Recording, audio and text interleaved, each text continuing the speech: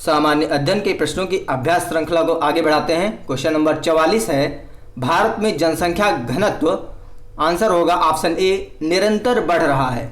1911-21 के दशक में भारत में जन घनत्व में वृद्धि ऋणात्मक -1.2 रही। इसके पश्चात भारत के जनसंख्या घनत्व में निरंतर वृद्धि हुई है। 2001 से 2011 के दशक में जन घनत्व में 57 व्यक्ति पर वर्ग किलोमीटर की वृद्धि हुई। 2011 की जनगणना के अनुसार भारत का जनसंख्या घनत्व 382 व्यक्ति प्रति वर्ग किलोमीटर में है। क्वेश्चन नंबर 45 है, निम्न में से कौन सा एक दशक भारतीय नियोजन के इतिहास में रोजगार विहीन वृद्धि का दशक कहलाने योग्य है? तो आंसर होगा ऑप्शन डी, 2005 से 2015। 2005 से 2015 का दशक भारतीय नियोजन के इतिहास में रोजगार विहीन वृद्धि का दशक कहलाने योग्य है। रोजगार विहीन वृद्धि वह स्थिति है जिसके अंतर्गत अर्थव्यवस्था में उत्पादन का स्तर तो बढ़ता है परंतु रोजगार के अवसरों में उस अनुपात में वृद्धि नहीं होती है। ऐसी स्थिति को रोजगार विहीन वृद्धि कहते हैं। क्वेश्चन नंबर 46 है, भारत में प्रभावित साक्षरता दर की गणना की जाती है 7 वर्ष की उम्र के ऊपर की जनसंख्या से। 7 वर्ष की ऊपर की जनसंख्या से भारत में प्रभावित साक्षरता दर की गणना 7 वर्ष की उम्र के ऊपर जनसंख्या से ली जाती है। वर्तमान में सर्वाधिक साक्षर राज्य केरल, जबकि ग्रामीण क्षेत्र में सर्वाधिक साक्षर जनसंख्या उत्तर प्रदेश की है। क्वेश्चन नंबर 47 है, 2011 की जनगणना के अनुसार भारत की कुल जनसंख्या में नगरीय जनसंख्या का कितना प्रतिशत है? तो आंसर होगा 31.2%।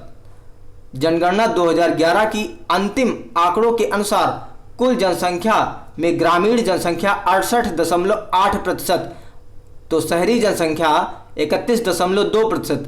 उसी के अप्रॉक्स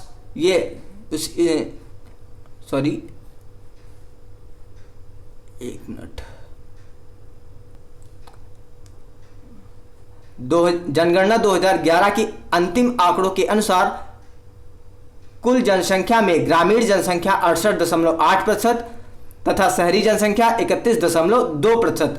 हिमाचल प्रदेश में सर्वाधिक ग्रामीण जनसंख्या प्रतिशतता तथा दिल्ली में सर्वाधिक नगरीय जनसंख्या प्रतिशतता पाई जाती है। ग्रामीण प्रतिशतता हिमाचल प्रदेश में और नगरीय दिल्ली में। अगला क्वेश्चन, भारतीय संविधान में समता का अधिकार 5 अनुच्छेदों द्वारा स्वीकृत है। वे हैं 14 से 18। अनुच्छेद 14 से 18। भारतीय संविधान में समता का अधिकार अनुच्छेद 14 से 18 तक यथारूप में वर्णित है। यानी अनुच्छेद 14 है विधि के समक्ष समता, अनुच्छेद 15 है धर्म, मूल वंश, जाति, लिंग और जन्म स्थान के आधार पर विभेद का प्रतिषेध, अनुच्छेद 16 है लोक नियोजन के विषयों में अवसर की समता, लोक नियोजन के विषयों में अवसर की समानता। अनुच्छेद 17 है अस्पृश्यता का अंत यानी छुआछूत। अनुच्छेद 18 है उपाधियों का अंत। क्वेश्चन नंबर 49 है, भारत के संविधान के निर्माताओं ने मौलिक अधिकारों की अवधारणा को उधार लिया था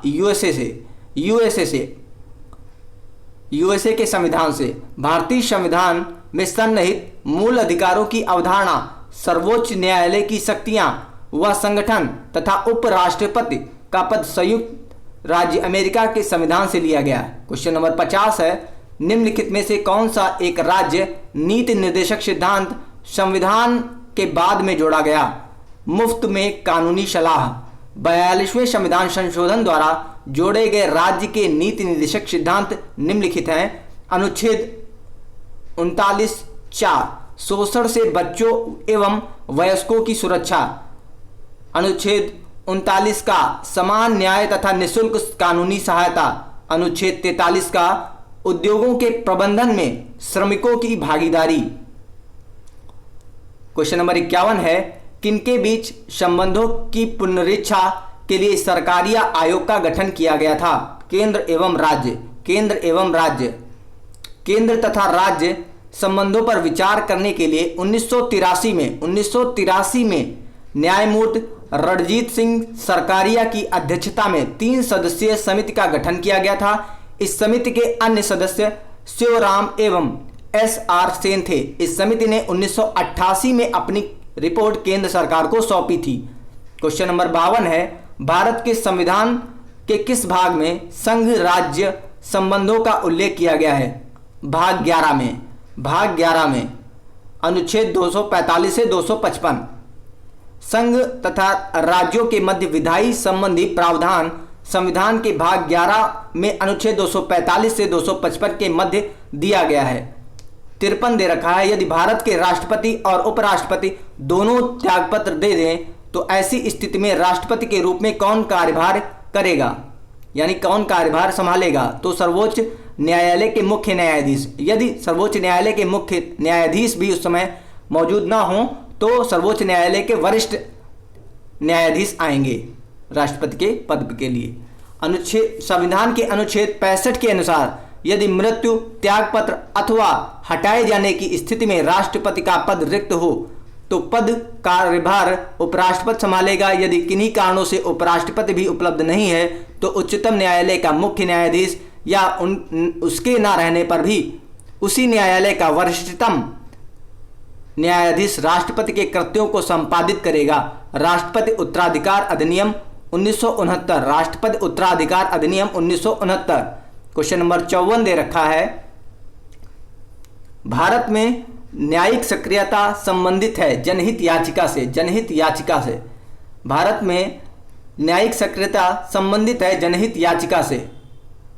व्याख्या दे रखी है, भारत के सर्वोच्च न्यायालय तथा उच्च न्यायालयों में दायर की जाने वाली जनहित याचिकाओं से न्यायिक सक्रियता के सिद्धांत का प्रतिपादन होता है। भारत में न्यायिक सक्रियता के जनक न्यायमूर्ति PN भगवती हैं। क्वेश्चन इंपॉर्टेंट यहाँ पे ये बन रहा है कि न्यायिक सक्रियता के जनक कौन है, तो आंसर होगा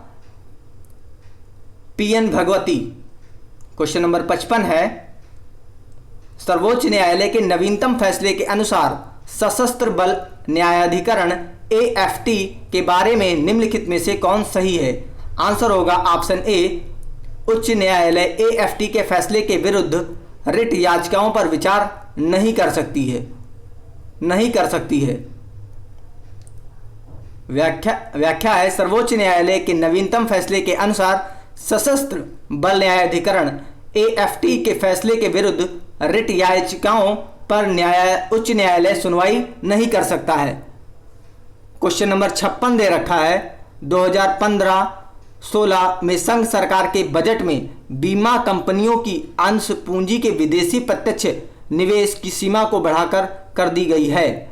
ये डाटा चेंज हो गया होगा, लेकिन तब का आंसर 49% था। 2015-16 में संघ सरकार के बजट में बीमा कंपनियों की अंश पूंजी के विदेशी प्रत्यक्ष निवेश यानी FDI की सीमा बढ़ाकर 49% कर दी गई थी। 2018-19 के बजट में बीमा क्षेत्र में FDI को 74% करने का प्रस्ताव किया गया है।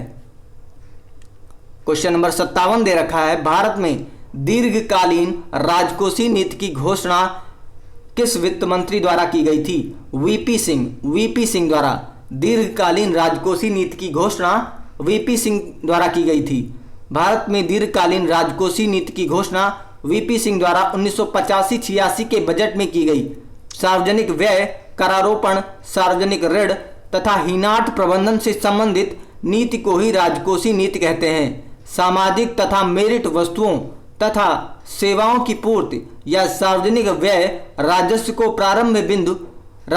प्रारंभ बिंदु है। शेष सभी इस क्रिया को पूरा करने के साधन हैं। क्वेश्चन नंबर 58 दे रखा है, 2011 में सूक्ष्म एवं वित्त संस्थाएं माइक्रो फाइनेंस इंस्टीट्यूशन निम्नलिखित में से किसकी सिफारिश पर स्थापित किए गए? तो आंसर होगा ऑप्शन ए, मालेगाम समिति। 2011 में सूक्ष्म वित्त संस्थाएं, माइक्रो फाइनेंस इंस्टीट्यूशन मालेगांव समिति की सिफारिश पर स्थापित किए गए थे। हाल में आरबीआई ने बैंकों से खराब ऋण एवं धोखाधड़ी के मामले की निगरानी हेतु YH मालेगांव की अध्यक्षता में समिति का गठन किया। क्वेश्चन नंबर 59 है, प्रतिच्छाया बैंकिंग क्या है? गैर बैंकिंग वित्तीय संस्थाओं NBFC द्वारा वित्तीय तथा अन्य गतिविधियों को संपन्न करना। गैर बैंकिंग वित्तीय संस्थाओं द्वारा वित्तीय तथा अन्य गतिविधियों को संपन्न करना प्रतिच्छाया बैंकिंग कहलाता है। उल्लेखनीय है कि गैर बैंकिंग वित्तीय कंपनी उस संस्था को कहते हैं जो कंपनी अधिनियम 2013 के अंतर्गत पंजीकृत होती है और जिसका प्रमुख कार्य उधार देना तथा विभिन्न प्रकार के शेयरों, प्रतिभूतियों, बीमा कारोबार तथा चिट फंड से संबंधित कार्यों में निवेश करना, लेकिन ना ही सरकार का और ना ही आरबीआई इन पर अंकुश होता है। ना ही सरकार का और ना ही आरबीआई का इन पर अंकुश होता है। क्वेश्चन नंबर 60 है, 31 मार्च 2015 तक निम्न में से किस गैर बैंकिंग वित्तीय संस्था को आरबीआई द्वारा व्यापारिक बैंक खोलने का लाइसेंस दिया गया? तो आईडीएफसी नामक गैर बैंकिंग वित्तीय संस्था को आरबीआई द्वारा व्यापारिक बैंक खोलने का लाइसेंस 2 अप्रैल 2014 को दिया गया। 6 नवंबर 2015 को आईडीएफसी को बीएसई और एनएसई पर सूचीबद्ध किया गया। क्वेश्चन नंबर 61 है, निम्न में से कौन प्रत्यक्ष कर है? तो आंसर होगा ऑप्शन डी संपदा कर। आयकर, निगम कर, व्यय कर, संपदा कर, पूंजी लाभ कर, लाभांश कर, ब्याज कर, उपहार कर इत्यादि प्रत्यक्ष कर के उदाहरण हैं, जबकि विक्रय कर, एक्साइज ड्यूटी, सीमा शुल्क ये सभी अप्रत्यक्ष कर हैं। क्वेश्चन नंबर 62 दे रखा है, किस राज्य सरकार के व्यापार का संचालन आरबीआई बैंक नहीं करता है?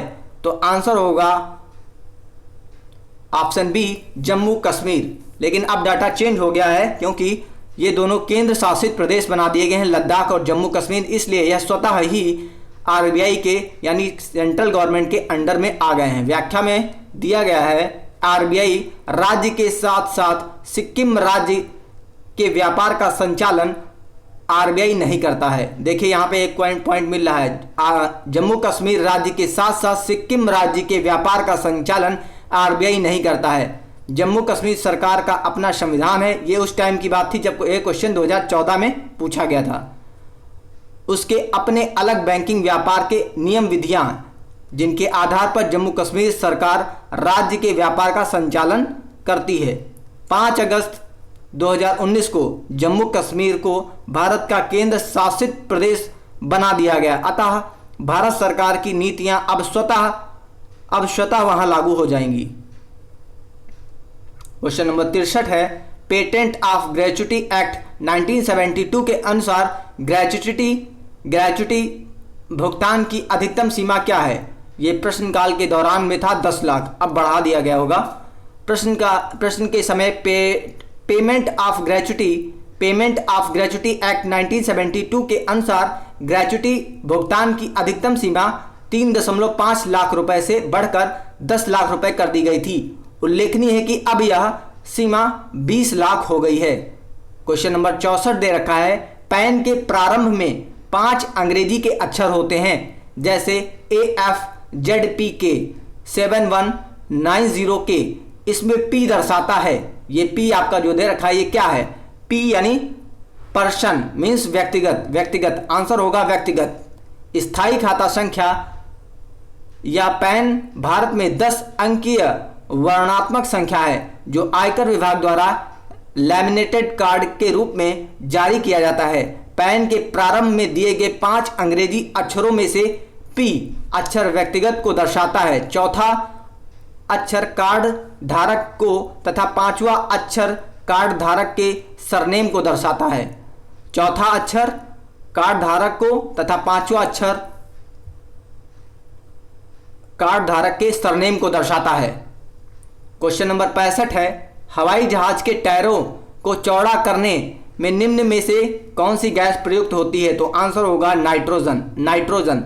वायुयान के टायरों में भरने हेतु नाइट्रोजन गैस का प्रयोग किया जाता है। वायुयान के टायरों का दबाव एवं आयतन बहुत उच्च होता है, जिससे वायुयान के उतरने एवं रुकते समय टायरों में विस्फोट होने की संभावना प्रबल होती है।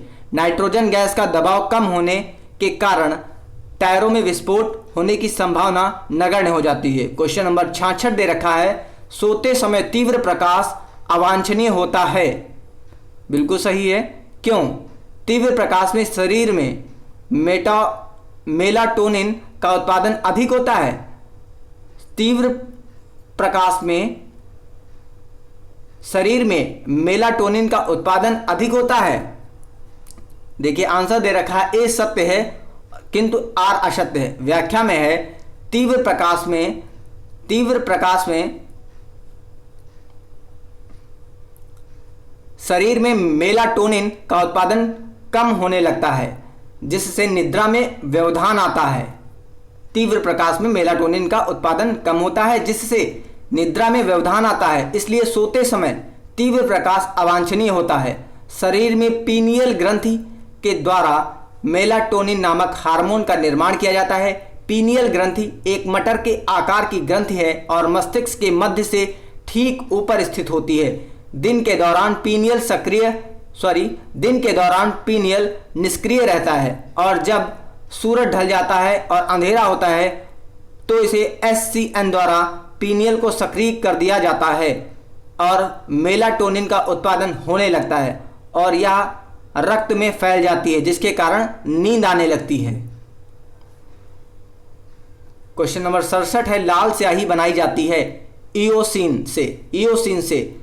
स्याही या रोशनाई या मसी एक द्रव है जिसमें बहुत से रंजक होते हैं। लाल स्याही इओसिन से बनाई जाती है। क्वेश्चन नंबर 68 है, भोपाल गैस त्रासदी से संबंधित यौगिक का नाम है मिथाइल आइसोसाइनेट, मिक जिसको बोलते हैं, MIC, methyl isocyanate. Bhopal gas त्रासदी 1984 मिथाइल आइसोसाइनेट नामक गैस के फैलने से हुई थी। क्वेश्चन नंबर 69 है, फोटोग्राफी में स्थिर करने के रूप में प्रयुक्त होने वाला रासायनिक पदार्थ है सोडियम थायोसल्फेट नामक रसायन एक प्रयोग फोटोग्राफी में निगेटिव एवं पॉजिटिव के स्थायीकरण में होता है। इसका उपयोग सोने व चांदी के निष्कर्षण में भी किया जाता है। क्वेश्चन नंबर 70 दे रखा है, निम्न में से किस लवण को प्रतिदिन खाद्य नमक के रूप में उपयोग नहीं करना चाहिए? तो आंसर होगा ऑप्शन बी, समुद्री नमक का प्रतिदिन सेवन मानव के लिए घातक होता है। समुद्री नमक का प्रतिदिन सेवन मानव के लिए घातक हो सकता है। समुद्री नमक के अधिक उपयोग से उच्च रक्तचाप व किडनी खराब होने की संभावना होती है। Okay, thank you.